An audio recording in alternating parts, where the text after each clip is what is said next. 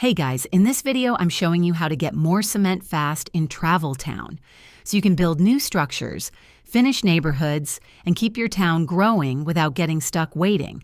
First off, complete daily quests.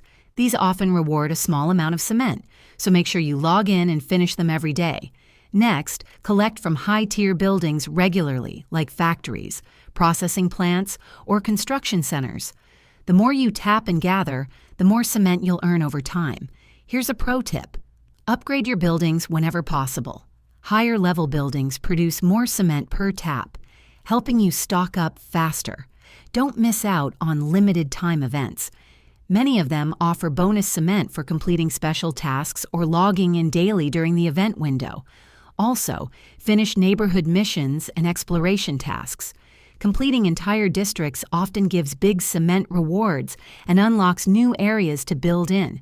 So should you feel stuck with low cement? Not anymore.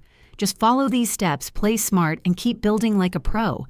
Let me know in the comments how much cement you usually collect per hour and which building gives the most.